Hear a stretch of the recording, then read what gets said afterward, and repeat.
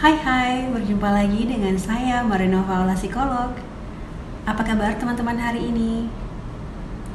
Syukurlah kalau berada dalam keadaan bahagia dan sehat. Teman-teman, apakah teman-teman pernah mencari artikel tentang apa yang sedang dialami? Wah, saya sering ngerasa cemas nih akhir-akhir ini. Saya ngerasa dada saya agak sesak nih akhir-akhir ini. Atau jantung saya terasa deg-degan nih. Searching di internet, mencari tahu apa yang sedang kita alami. Nah, tiba-tiba setelah dibaca, oh ternyata saya kena gangguan nih, panic attack. Atau ternyata saya bipolar. Atau saya ngalamin depresi nih. Atau ternyata saya mengalami namanya mood swing dan lain-lain. Apakah teman-teman pernah mengalami hal seperti ini? Mencari tahu di internet, lalu mendiagnosa diri sendiri bahwa saya ternyata mengalami ini. Apakah teman-teman pernah seperti itu? Oke, kali ini kita akan membahas tentang self-diagnosed. Jadi teman-teman akan saya jelaskan apakah mendiagnosa diri sendiri ini merupakan hal yang bijak, baik, tepat, atau sebaiknya tidak dilakukan. Lalu apa yang harus dilakukan ketika kita mengalami satu masalah dan kita mengetahui kita memiliki gejala tertentu nih? Oke, kalau pengen tahu lebih lanjut, tetap di sini, jangan kemana-mana.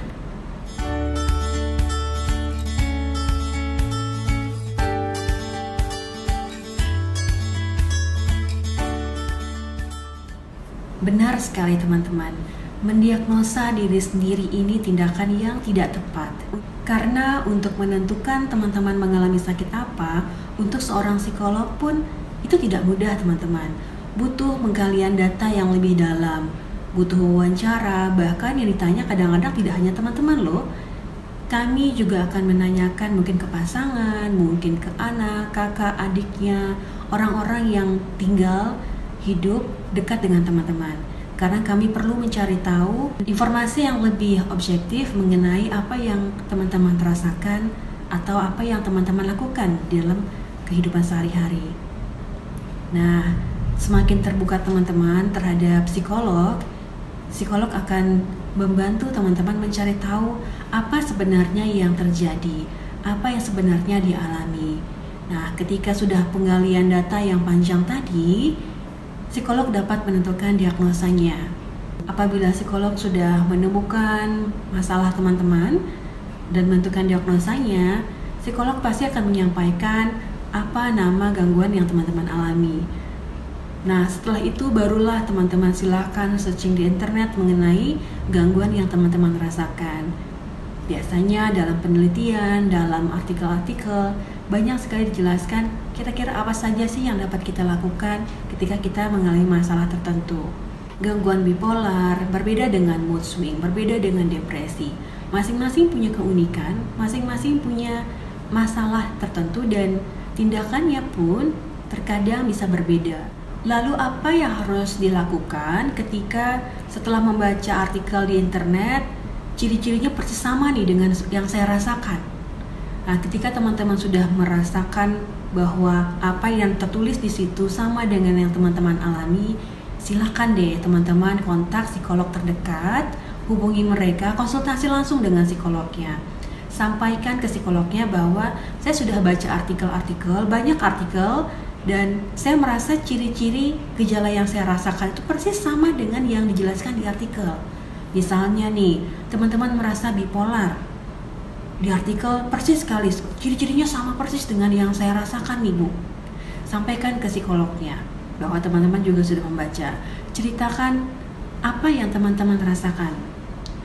Nah, ketika menjelaskan jangan terpengaruh sama artikel ya, tapi sampaikanlah apa yang sungguh-sungguh teman-teman pikirkan dan rasakan.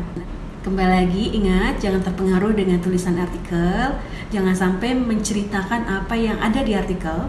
Karena tanpa disadari, kadang-kadang nih klien biasanya menceritakan ciri-cirinya yang tertulis di artikel karena dia sudah meyakini bahwa dia mengalami hal itu. Terbukalah dengan psikolognya, bahwa anggota keluarga, mungkin pasangan atau kakak atau adik atau orang tua, karena psikolog membutuhkan data yang lebih lengkap lagi, psikolog akan mewawancarai mereka untuk mencari tahu lebih dalam supaya psikolog bisa menyimpulkan teman-teman mengalami gangguan apa. Mengapa sih kita harus ke psikolog? Bukankah cukup dengan membaca ciri-cirinya persis sama dengan yang saya alami? Sudah, betul kan? Bukankah penegakan diagnosa juga seperti itu? Betul teman-teman, tapi tidak semudah itu. Teman-teman harus memahami bahwa ada gejala-gejala gangguan yang kadang-kadang mirip, ya, belum tentu itu tepat. Seperti mood swing dengan bipolar, itu berbeda. Ciri khas mood swing, emosinya berubah-ubah kan? Nah, ketika teman-teman merasakan bahwa, oh, emosiku berubah-ubah nih. Nah, teman-teman menjelaskan itu sama dengan bipolar. Oke, berarti saya bipolar. Nah, belum tentu teman-teman bipolar. Teman-teman mengalami yang namanya mood swing. Atau sebaliknya nih, bisa jadi teman-teman bukan mood swing, tapi teman-teman mengalami yang namanya bipolar. Nah, untuk kepastiannya, teman-teman perlu memeriksakan ke ahlinya. Selain itu teman-teman, psikolog klinis juga akan mengetahui apakah ini perlu pemeriksaan medis atau tidak. Jika psikolog klinis melihat ada gejala yang lain yang berbeda, psikolog klinis biasanya akan merujuk teman-teman ke dokter spesialis. Misalnya, ketika keluhannya ada di bagian dada, belum tentu itu panic attack, mungkin saja ada masalah dengan jantung. Bisa saja nih ciri-cirinya teman-teman mengalami seperti gejala panic attack, tapi bisa saja ada masalah juga di jantung. Alangkah baiknya jika teman-teman juga memeriksakan kondisi fisik ke dokter untuk memastikan apakah ada masalah dengan fisik atau tidak. Kemudian bagaimana kalau saya datang ke dokter spesialis dulu baru ke psikolog? Boleh nggak kira-kira seperti itu? Iya teman-teman boleh seperti itu. Periksakan dulu kondisi fisiknya ke dokter, sampaikan ke mereka keluhannya seperti apa, agar dokter membantu memeriksa apakah ada masalah di bagian itu. Apabila dokter mengatakan tidak ada masalah di bagian yang dikeluhkan itu, nah silakan teman-teman datang ke psikolog untuk berkonsultasi. Apakah rasa tidak nyaman, sakit, nyeri di bagian tubuh itu merupakan hasil dari kondisi psikologis. Setelah itu, psikolog akan melakukan pemeriksaan psikologi yang lebih mendalam untuk mengetahui masalah teman-teman. Bu, kalau saya sudah baca di internet, ciri-cirinya sama dengan yang saya rasakan, dan saya tahu bahwa saya mengalami masalah psikologis, tapi di kota saya tidak ada psikolognya. Kira-kira apa yang harus saya lakukan? Silakan teman-teman tuliskan di bagian komentar supaya saya tahu siapa saja yang membutuhkan psikolog. Nanti saya akan memberikan rekomendasi psikolog terdekat, atau teman-teman dapat melakukan konsultasi secara online. Nah, sekarang teman-teman tahu ya, kenapa tidak boleh melakukan diagnosa pada diri sendiri. Tentunya ini tidak baik untuk psikis kita, karena bisa saja apa yang teman-teman alami itu normal, bukan masalah psikologis. Bayangkan jika teman-teman sudah mendiagnosa diri sendiri, mengatakan bahwa diri saya mengalami gangguan, diri saya tidak sehat. Alangkah sayangnya, teman-teman menghabiskan waktu dengan mungkin saja bersedih, mungkin jadi kehilangan rasa percaya diri, jadi semakin gelisah, tidak nyaman. Hal itu membuat teman-teman tidak produktif. Sangat disayangkan kalau teman-teman melakukan diagnosa pada diri sendiri, karena efeknya justru menimbulkan emosi yang negatif. Teman-teman merasa cemas, tidak nyaman, sedih, padahal teman-teman baik-baik saja.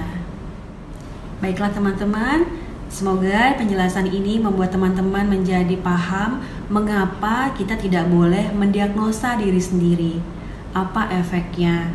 Nah, kemudian apa yang harus kita lakukan setelah kita membaca artikel-artikel itu? Konsultasi ya ke psikolognya. Terima kasih sudah mendengarkan penjelasan ini.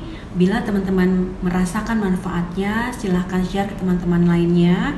Klik like. Jika teman-teman ingin mendapatkan informasi atau video-video terbaru secara otomatis, silahkan klik subscribe dan lonceng. Oke, terima kasih. Sampai ketemu di video selanjutnya.